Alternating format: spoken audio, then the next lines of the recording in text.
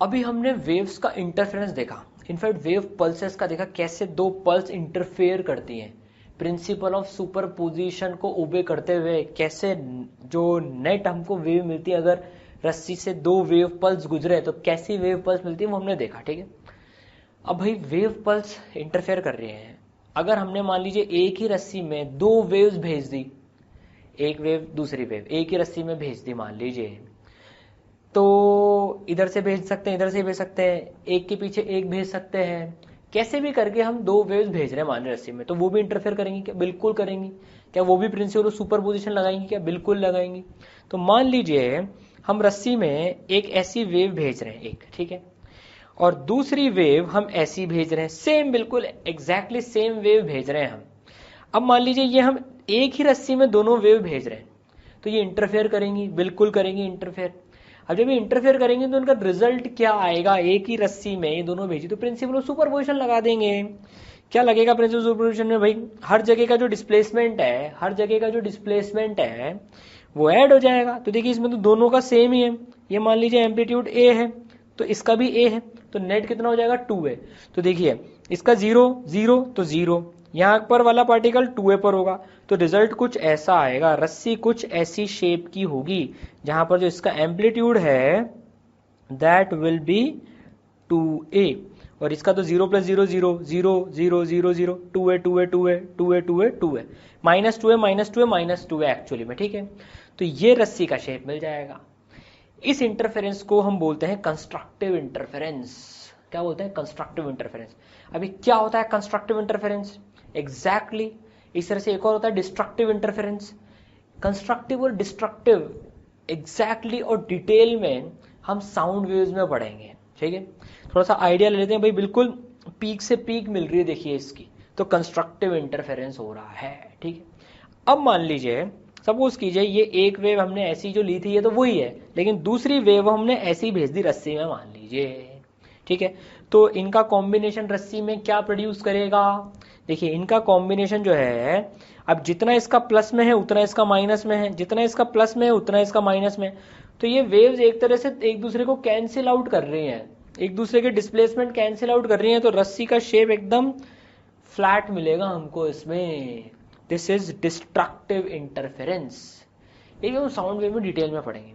अभी हम क्यों पढ़ रहे हैं ये स्टैंडिंग वेव्स क्या होती हैं? ये तो भाई स्टैंडिंग वेव्स का लेक्चर है ना। स्टैंडिंग वेव्स क्या होती हैं उसके बारे में इंटरफेरेंस देख रहे हैं।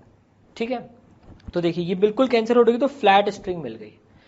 अब सपोज कीजिए, अब देखना, अब मजे की बात, अब सपोज कीजिए दो वेव्स एक पॉजिटिव में चलती हुई एक नेगेटिव में चलती हुई, एक ही रस्सी पर, मान लीजिए एक रस्सी से इधर से वेव भेज रहे हैं, एक रस्सी से इधर से वेव भेज रहे हैं, तो यूं चलेगी यूं चलेगी। अब वो जब इंटरफेयर करेगी तो क्या रस्सी का शेप बनेगा वो देखते हैं जरा, रस्सी कैसी होगी वो देखते हैं। तो देखिए अब हम क्या करने वाले हैं, दो वेव्स भेजने वाले हैं, एक इधर से भेजने वाले हैं, एक इधर से भेजने वाले हैं। अब एक पॉजिटिव में चल रही है, एक नेगेटिव में चल रही है, बिल्कुल सेम वेव्स हैं, सेम एम्पलीट्यूड की, but moving in opposite direction. अभी इंटरफेयर करके देखिए कैसे बनाएंगी। अब देखिए अभी जस्ट इंटरफेरेंस अभी एक लूप और एक लूप का हुआ, अभी हमने पढ़ा था ये एक लूप और ये एक लूप का इंटरफेरेंस ये कैसी रस्सी का शेप देगा, ये कुछ ऐसी रस्सी का शेप दे देगा। देखिए अभी हमने देखा था सब एम्पलीट्यूड ए और ए 2 है, ठीक है, डिस्प्लेसमेंट्स ऐड हो जाएंगे, तो ये रस्सी मिलेगी हमको नेट। अब ये पॉजिटिव में जा रही है, नेगेटिव में जा रही है, कंटिन्यूसली मूव कर रही है, हम रोक रोक के देख रहे हैं। अब देखिए ये और आगे बढ़ेगी, ये और आगे बढ़ेगी, कुछ ऐसा हुआ। अब देखिए इंटरफेरेंस में क्या होगा, इसका जितना पॉजिटिव इसका उतना नेगेटिव, जितना पॉजिटिव उतना नेगेटिव, तो ये तो कैंसिल आउट हो जाएंगी। ये अगर हम दो लूप्स की बात करें, इसकी ये एक इसकी और इसकी बात करें, तो ये इसको कैंसिल कर रहा है, ये इसको कैंसिल कर रहा है, तो रस्सी का शेप कैसा हो जाएगा? ऐसा हो जाएगा रस्सी का शेप, बिल्कुल जीरो डिस्प्लेसमेंट, क्योंकि डिस्प्लेसमेंट कैंसिल आउट हो गए। अब देखिए थोड़ी देर बाद देखें, थोड़ी देर बाद अगर हम देखें तो देखिए कुछ ऐसा बनेगा।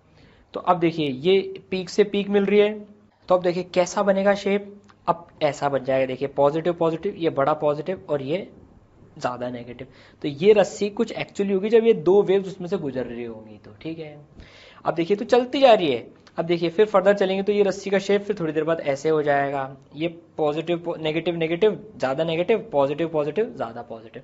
अब देखिए कंटिन्यूसली जब एक ही जगह से जब ये रस्सियाँ ऐसे गुजरती हुई जाएंगी ना, यहाँ भी ऐसा बनेगा, यहाँ भी पूरा नेगेटिव पॉजिटिव नेगेटिव, जब ये वेव पहुंच जाएगी तब देखिए। लेकिन हमारा फोकस इस वाले पार्ट पर है रस्सी के। तो देखिए ये रस्सी, ये जो वेव बन रही है कैसे बनेंगी, जब दो वेव्स सेम एम्पलीट्यूड की अपोजिट डायरेक्शन में ट्रेवल कर रही हैं जब, देखिए तो क्या होगा, ये रस्सी कुछ ऐसे शेप बनाएगी अपना, ये देखिए कुछ ऐसे शेप बनेगा, जब मैक्सिमम से मैक्सिमम तो यहाँ भी मैक्सिमा, मिनिमम मिनिमम तो यहाँ भी मिनिमा, ठीक है, ऐसा शेप बनेगा, ठीक है। ये जो बन रही है ना, ये होती हैं स्टैंडिंग वेव्स। अब देखिए मान लीजिए, अब सपोज कीजिए हमने एक रस्सी को इधर से बांध दिया, अब हम यहां से वेव भेजने वाले हैं। अब ध्यान से सुनना, देखो हमें क्या करना है, दो वेव्स प्रोड्यूस करवानी है, एक जाती हुई और एक आती हुई, और उनको इंटरफेयर करवाना है। लेकिन अब हमने मान लीजिए हमको एक प्रैक्टिकल कंस्ट्रेंट मिल गई, यहां से रस्सी बंधी हुई है, एक एंड से रस्सी हमने बांध दी और इधर से हम वेव प्रोड्यूस करते जा रहे हैं। तो देखिए वेव जाएगी जाएगी जाएगी जाएगी जाएगी, कंटिन्यूसली भेज रहे हैं, इधर से रिफ्लेक्ट होगी, इधर से रिफ्लेक्ट होकर वापस आएगी, इधर से हम भेज भी रहे हैं, रिफ्लेक्ट होके वापस आ रही है, हम भेज रहे हैं, रिफ्लेक्ट होके वापस आ रही है, दो waves equal and opposite direction में, सेम एम्पलीट्यूड की। भाई जितने एम्पलीट्यूड की हम भेजेंगे उतने एम्पलीट्यूड की तो रिफ्लेक्ट बैक होगी, तो सेम एम्पलीट्यूड की waves equal and opposite direction, मतलब अपोजिट डायरेक्शन में ट्रेवल करती हुई इंटरफेयर करने वाली हैं। क्या बनेगी, स्टैंडिंग वेव। भेज के देखते हैं, देखो हमने यहाँ से वेव भेजना स्टार्ट किया, देखो ये एक वेव हमने भेजनी स्टार्ट करें, यहाँ से रिफ्लेक्ट होगी, कंटिन्यूसली भेज रहे हैं, रिफ्लेक्ट होके डायरेक्टली इसके साथ मिलकर स्टैंडिंग वेव बनाएगी। देखना ये कुछ इस तरीके की वेव्स बन रही है, क्या बात है, देखिए ये देखिए, ये देखिए कुछ इस तरीके की वेव्स बन रही है।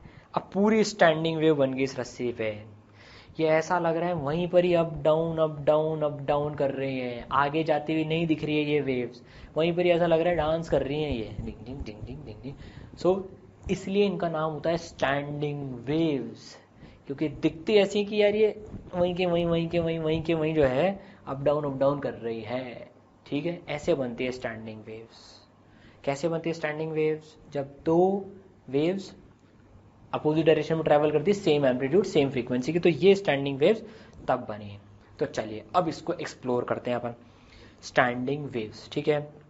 When two waves of same amplitude same frequency but moving in opposite direction interfere with each other, then formation of standing waves takes place। Mathematically भी एक्सप्लोर कर लेते हैं इसको जरा। तो हमने एक वेव ये ली, इसका फंक्शन ले लिया y1 a sin kx minus omega t, minus आ रहा है मतलब ये पॉजिटिव में चल रही है। दूसरी वेव हमने नेगेटिव डायरेक्शन में जाती हुई ले ली, a sin kx plus omega T, देखिए प्लस आ रहा है, नेगेटिव डायरेक्शन में चल रही है। प्रिंसिपल ऑफ सुपरपोजिशन के हिसाब से रिजल्टेंट डिस्प्लेसमेंट क्या, दोनों का sum, y resultant equal to y1 plus y2, कितना हो जाएगा, जोड़े जरा, a sin kx minus omega T plus sin kx plus omega T, ये sin a minus B plus sin a plus B को जोड़ेंगे तो 2a sin 2kx/2 cos 2 omega T by 2, नहीं तो sin c plus sin d का formula भी लगा सकते हैं, sin c plus sin d is sin c plus d by 2 cos c minus d by 2, या d माइनस सी बाई 2, कुछ भी ले सकते हैं, कॉस में नेगेटिव का फर्क नहीं पड़ता अंदर, ठीक है ना। तो ये 2kx/2 2 ओमेगा टी बाई 2, 2 से 2 कटेगा, 2 से 2 कटेगा, तो क्या इक्वेशन आ गई, देखिए ये 2a sin kx cos omega T. ये अब जनरल एक वेव की इक्वेशन से तो अलग दिख रही है, उसमें तो कुछ ऐसे टर्म आते थे kx minus omega T, kx plus omega T, यहाँ तो kx का एक अलग आ रहा है और cos के साथ ओमेगा टी का एक अलग जा रहा है। अब ये है क्या, समझते हैं।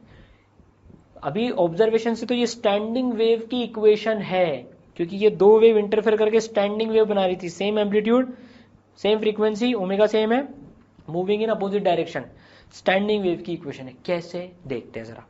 अब देखिए y equal to 2a sin kx cos omega t, यहां तक पहुंच गए थे हम।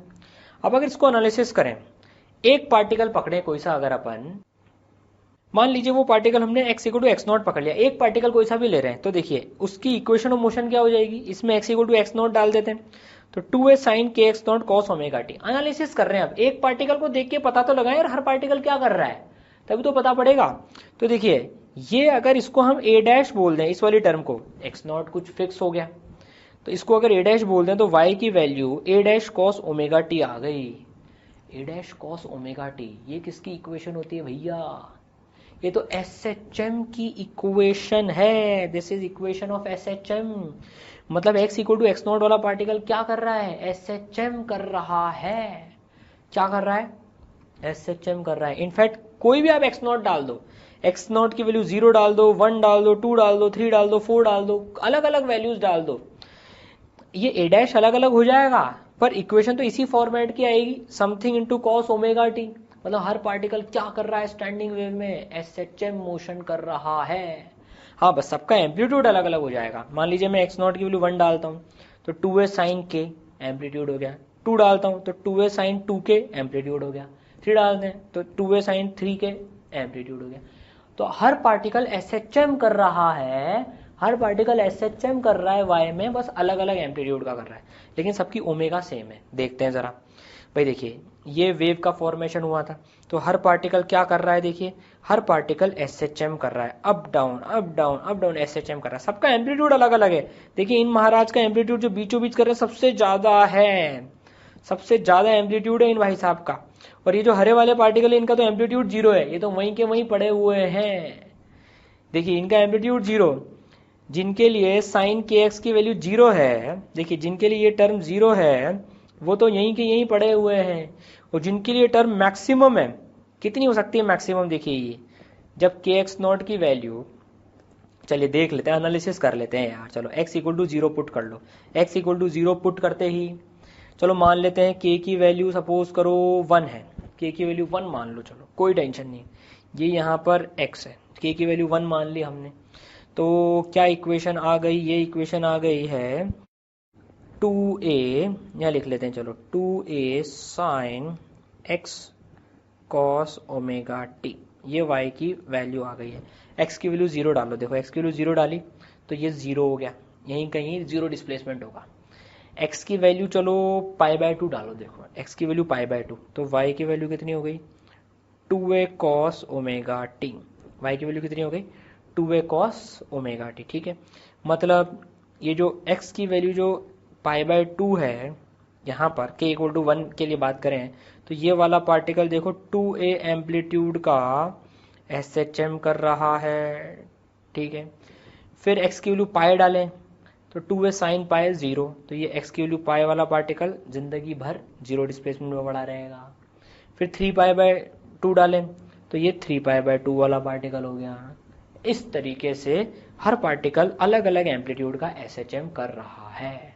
समझ में आई बात? बिल्कुल आई। चलिए तो अब इस इक्वेशन को और एक्सप्लोर करते हैं ना।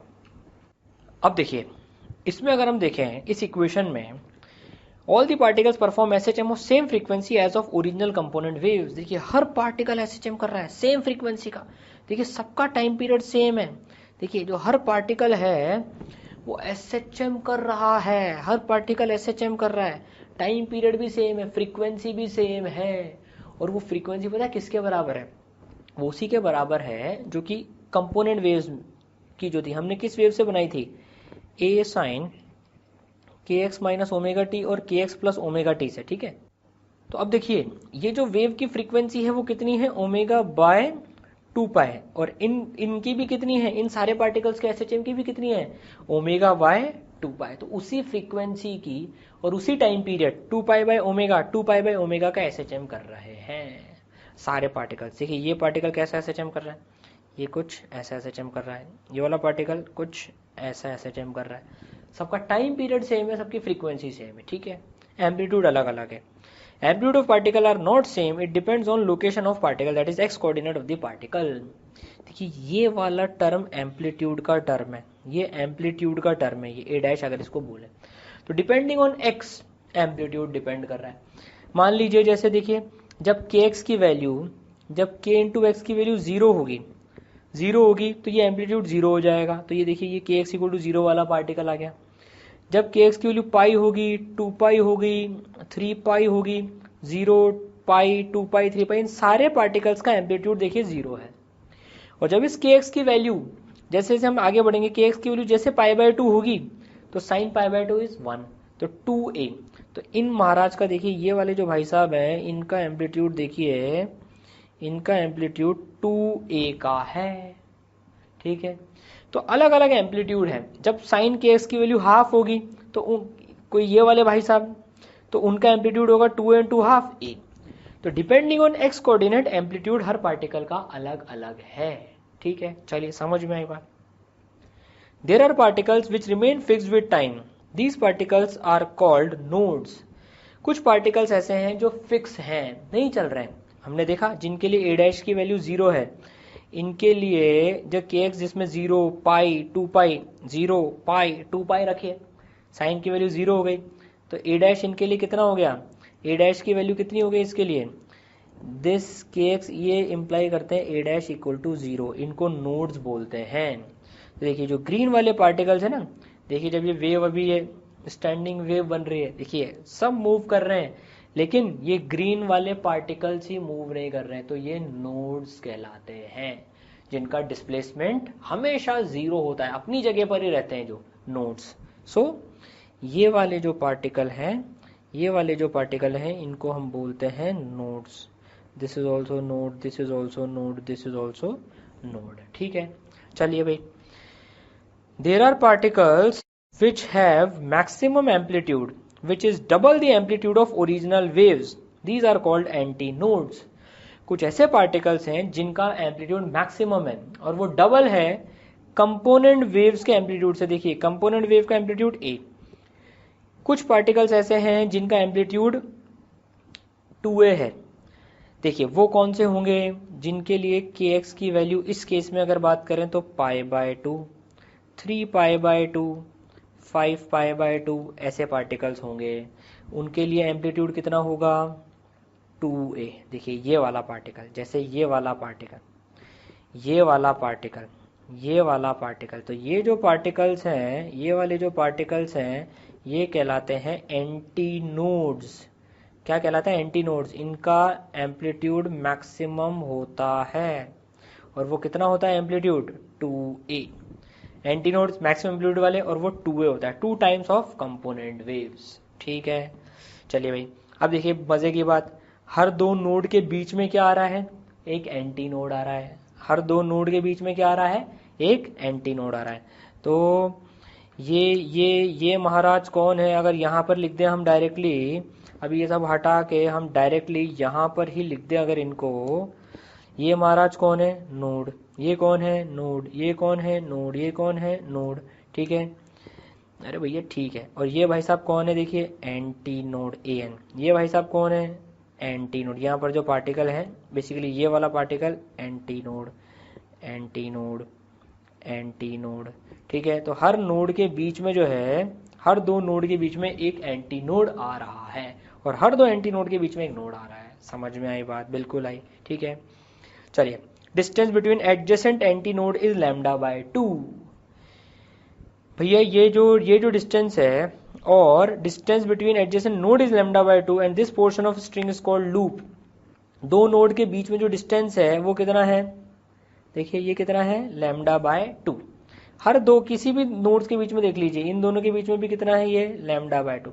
दो एंटी नोड के बीच में भी कितना है, λ/2, कितना है, λ/2। और इस पार्ट को, रस्सी के इस पार्ट को एक लूप बोला जाता है। This is known as one loop. ये जो रस्सी का पार्ट है ना दो नोड के बीच में, इसको हम बोलते हैं लूप। क्या बोलते हैं इसको, हम लूप बोलते हैं, एक लूप। ये एक लूप हो गया, ये दूसरा लूप, ये तीसरा लूप, ये चौथा लूप। दो नोड्स के बीच की जो स्ट्रिंग होती है और उसकी लेंथ कितनी होती है, λ/2। समझ में आई बात, बिल्कुल समझ में। तो इस फिगर में कितने लूप हैं, 1, this is 1, this is 2, this is 3, this is 4 and this is 5। 5 loop है इसमें, इस वाले फिगर में, ठीक है। चलिए भाई, ये भी समझ में आई बात। अब all particles of same loop perform SHM in same phase and all particles of adjacent loop perform SHM in opposite phase। तो ये बोल रहा है जो एक लूप के पार्टिकल्स हैं वो सेम फेज में SHM कर रहे हैं। देखिए ये जो पार्टिकल्स है ना, ये सेम फेज में कर रहे हैं, ये एक साथ ऊपर एक साथ नीचे जा रहे हैं, फिर एक साथ ये थोड़े टाइम बाद एक साथ ऊपर मिलेंगे। अब देखिए कहने का मतलब क्या है कि हर एक जो लूप है इसके पार्टिकल्स का फेज, ये जो ओमेगा टी वाला पार्ट है, ये इन वालों के लिए सेम है। इन वालों के लिए देखिए बिल्कुल अपोजिट है, इन वालों के लिए सारे पार्टिकल्स के लिए सेम है, इन वाले पार्टिकल्स के लिए भी सेम है, लेकिन इनका सेम और इनका सेम अपोजिट है। कहने का मतलब है इस लूप के पार्टिकल और इस लूप के पार्टिकल अपोजिट फेज में हैं, और इस एक लूप के पार्टिकल सेम फेज में है, इस एक लूप के पार्टिकल खुद सेम फेज में है, लेकिन इनका आपस में फेज अपोजिट है। तो जब ये सारे नीचे एक साथ, फिर ये सारे ऊपर, ये सारे ऊपर और फिर ये सारे नीचे, जब ये नीचे थोड़ी देर बाद ये सारे के सारे ऊपर, ये सारे के सारे ऊपर, थोड़ी देर बाद सारे के सारे एक साथ नीचे, ऐसे मामला चलेगा। और ये फिर थोड़े टाइम बाद सारे के सारे ऊपर, ऐसी कुछ स्टैंडिंग वेव मिलेगी हमको। तो समझ में आई बात। इक्वेशन हमने देखी 2a sin kx cos omega t, ठीक है। अब इसमें जो स्टैंडिंग वेव होती है उसकी जनरल इक्वेशन देखते हैं क्या होती है। तो हमने एक स्पेसिफिक केस लिया था भाई, अभी जो हमने ये इक्वेशन बनाई वो तो y is equal to a sin kx minus omega T, और ये y1 था, और y2 is equal to a sin kx plus omega T से बनाई थी। लेकिन यहाँ पर ओमेगा टी माइनस kx भी हो सकता था, तो कुछ और आता आंसर, ठीक है। यहाँ पर omega T kx minus omega T plus pi by 2 भी हो सकता था, तो कुछ और आता, ठीक है। तो जनरल इक्वेशन देखते हैं स्टैंडिंग वेव की क्या होती है। पता है यहाँ पर साइन के बदले कॉस भी आ सकता है, यहाँ पर भी कॉस के बदले साइन भी आ सकता है। तो 2a sin kx sin omega T ये भी हो सकती है, sin kx sin omega T के साथ साथ cos kx sin omega T भी हो सकती है, cos kx cos omega T भी हो सकती है, sin kx plus pi by 6 cos omega T plus pi by 3 ये भी हो सकती है। ये भी स्टैंडिंग वेव की इक्वेशन है। तो अब हम जनरल इक्वेशन देखेंगे स्टैंडिंग वेव की क्या होती है, ठीक है।